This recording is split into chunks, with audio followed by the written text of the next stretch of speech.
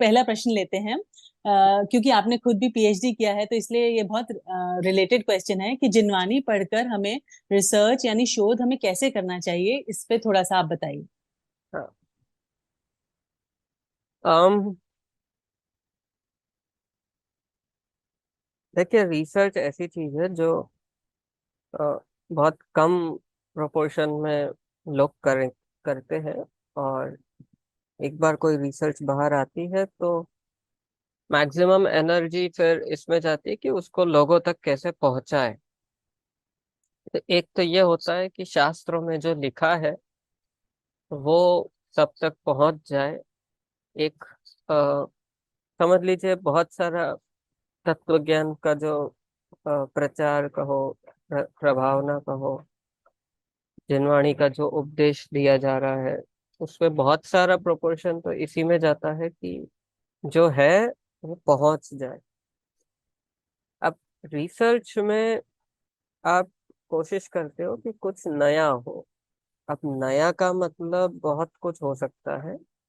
नया का मतलब ये भी हो सकता है कि जो है लेकिन चर्चा में नहीं है इसलिए नया है। नया का मतलब ये भी हो सकता है कि जो चल रहा है वो गलत है, तो उसको सही करने के लिए नया कह सकते हो आप। नया का मतलब ये भी हो सकता है कि जो शास्त्रों में सूत्र रूप में था, अभी उस पे पूरी एक किताब लिखी जा सकती है, तो वो नया हो जाता है। नया का मतलब बहुत कुछ होता है कहने का मतलब। और एक नया ऐसा होता है जिसमें आप स्वयं एक पूरा नया कुछ अ, रखो सामने विषय। अभी जैसे श्रावकाचार है, तो इतिहास में लगभग लगभग हर 200-300 सालों में एक एक श्रावकाचार कम से कम लिखा गया है, कम से कम। और 10वीं 12वीं शताब्दी के बाद जाओ तो आप समझ लो 15-15 20-20 श्रावकाचार लिखे गए हैं 100-100 साल में। लेकिन अभी लास्ट श्रावकाचार कब लिखा गया था, किसने लिखा था? तो बहुत ज्यादा आपको कुछ ज्यादा बहुत काफी समय से नया कुछ मिलेगा नहीं आपको। पंडित सदा सुखदास जी की टीका हुई है रत्नाकंठ श्रावकाचार ग्रंथ पे। सदा सुखदास जी को हुए अभी समझ लीजिए 150 साल, 200 साल हुए होंगे। पर उस उनके बाद हो सकता है एक दो और भी कोई प्रयोग होंगे। पर अभी आप पूछो कि श्रावकाचार 21st सेंचुरी के हिसाब से अगर लिखने की जरूरत कोई पूछे तो बोले है, लिखा जाना चाहिए। सप्त व्यसन का लिस्ट बदल जाएगा, बहुत कुछ हो जाएगा। अभी जिन सप्त व्यसनों को हम पढ़ते हैं वो तो हमने जीवन में देखे तक नहीं है। कौन शिकार खेलता है अपने सामने, कौन चोरी ऐसे आए दिन नहीं हो जाती। बहुत सारी चीजें ऐसी है जो अब व्यसन में नहीं दिखेगी हमें। होते हैं पाप, पर ऐसा व्यसन जैसा नहीं दिखेगा कि चोर ही घूम रहा है एकदम साक्षात। ऐसे व्यसन तो व्यसन हो गया ना, पाप अलग है। फिर बहुत सारी चीजें ऐसी हैं। तो रिसर्च में आप कुछ नया करते हो, पर वो नया बहुत प्रकार का हो सकता है। तो मैंने जितनी भी 3-4 बातें कही, हर एक चीज में नया होने की गुंजाइश रहती है। अभी मेरी पीएचडी अनेकांत पे थी।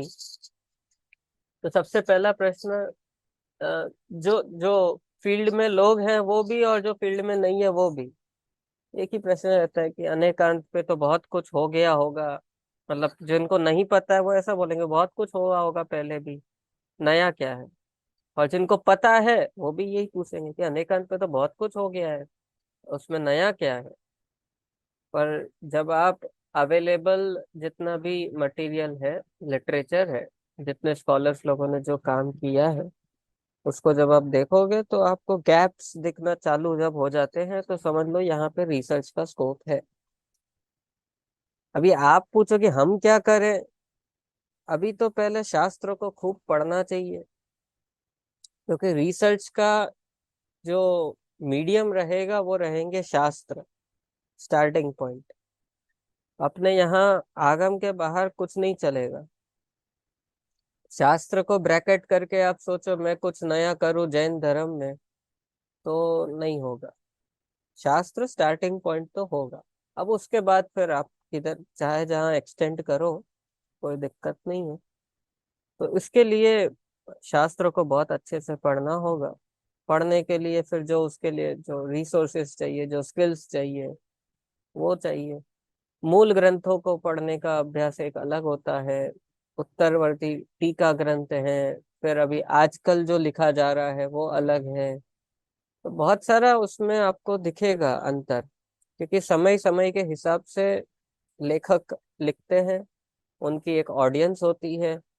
अभी आप पूछो आचार्य कुंद कुंद देव की ऑडियंस क्या थी, तो इसके लिए उनके सभी ग्रंथों को पढ़ो आप, आपको मिलेगा कि वो किसको कह रहे हैं, क्या कह रहे हैं, क्यों कह रहे हैं, प्रतिक्रमण को विष क्यों कहा। अभी आप सोचो कि उनके सामने कौन बैठा है कि जिसको प्रतिक्रमण भी विष कहना पड़ रहा है कभी कभी।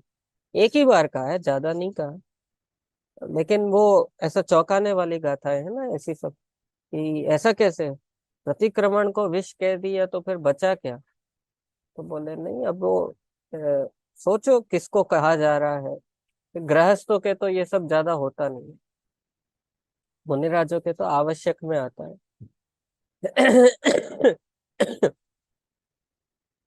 बहुत सारी बातें हैं। आप जब रिसर्च करना चालू करते हो तो आप प्रश्न पूछते हो, कुछ ऐसे प्रश्न जो सामान्य लोगों के साथ आप चर्चा नहीं कर सकते जिसके बारे में, क्योंकि उनको वो पर्सपेक्टिव बिल्डअप होने में टाइम लगता है, उनको उस चीज को अप्रिशिएट करने में।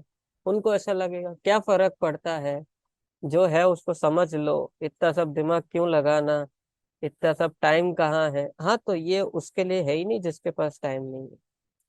ये तो रिसर्च तो ऐसी चीज है कि जिसमें आपने बहुत अच्छे से पहले पढ़ लिया है, अब आप इससे आगे जाने के लिए कुछ नया करते हैं।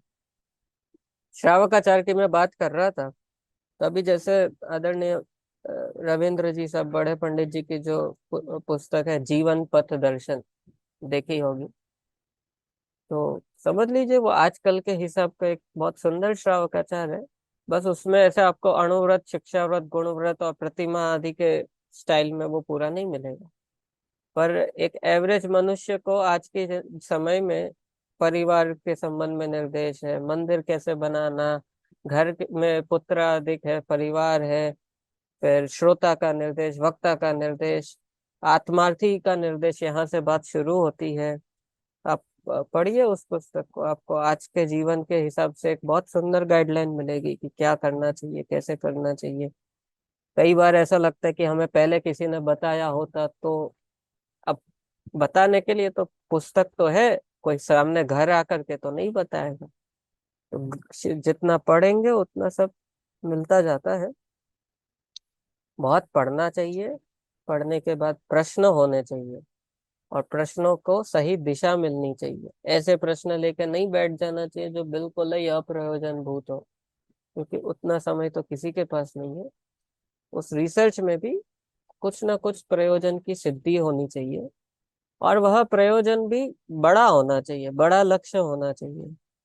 अभी साइंस और जैनिज्म को लेकर लोग कितना कुछ कहते रहते हैं, बातें चलती रहती हैं।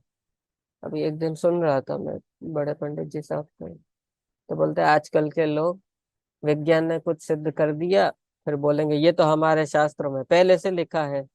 बोले पहले से लिखा है तो तुम खोज करके सिद्ध करो।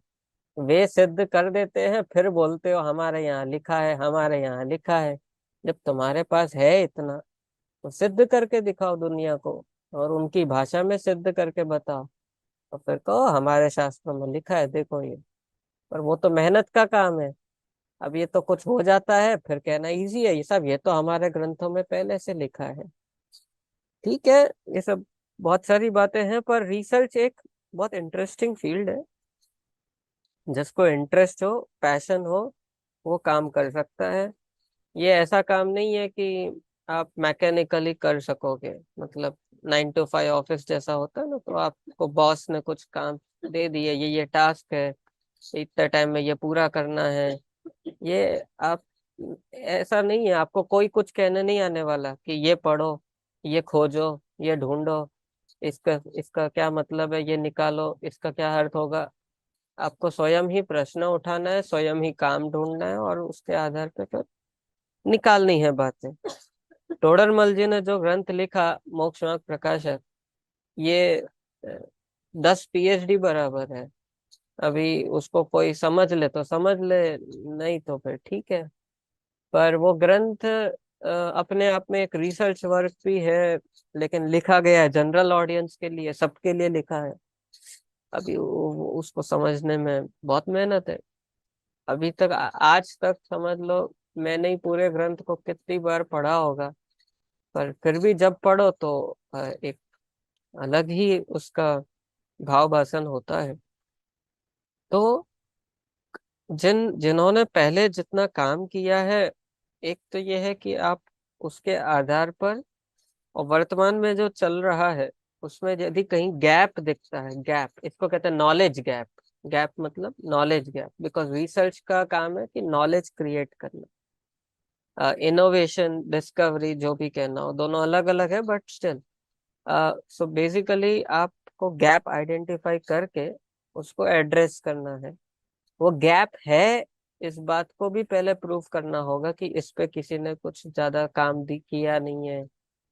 Not much attention has been paid to this subject or to this topic, and therefore I intend to write something on it, whether it is a research paper or an MA dissertation or a PhD thesis. मतलब basically यही journey होती है एक researcher की life में। Masters में एक dissertation लिखा जाता है। मास्टर्स कोई भी सब्जेक्ट में करो, आज सब सब्जेक्ट्स में वो लोग एक डिसर्टेशन लिखवाते हैं। Fourth semester is purely about writing a dissertation on your choice of topic, but आपको कोई एक फैकल्टी गाइड करेंगे कैसे क्या करना। पीएचडी एक बहुत एडवांस स्टेज हो जाता है, but irrespective of that, as an independent scholar, आपके पास कोई डिग्री नहीं है, कुछ नहीं है, बट स्टिल आपको एक बार वो समझ में आने लगा तो आप लिख सकते हो, आप पब्लिश कर सकते हो। आपके आर्टिकल्स पब्लिश होने के लिए कोई क्रेडिबिलिटी की जरूरत नहीं। आपका कंटेंट, आपके आर्ग्यूमेंट्स, आपका कंट्रीब्यूशन अगर कुछ है उसमें, तो it will get publish. And even in international journals, मैं खाली यहाँ की बात नहीं कर रहा, आप इंटरनेशनल जर्नल्स में भी, जैन स्टडीज की बात कर रहा हूँ मैं, बाकी सब्जेक्ट्स की भी बात नहीं कर रहा। तो बहुत कुछ काम हो रहा है, और इंडिया के बाहर तो बहुत हो रहा है। अभी समझ लीजिए लास्ट कुछ डेकेड्स में इंडिया में इस टाइप का काम उतना नहीं हुआ है जितना बाहर हो रहा है। और बहुत सारे स्कॉलर्स ऐसे हैं जो फुल टाइम जैन दर्शन पे काम कर रहे हैं, चाहे फिर वो पढ़ना हो, पढ़ाना हो, लिखना हो, ट्रांसलेशंस कर किए हैं बहुत सारे, बहुत कुछ हो चुका है। बहुत कुछ हमें पता नहीं है, इसलिए ऐसा लगता होगा कि कौन करता होगा, कैसे होता होगा, पर काम तो बहुत हो रहे हैं।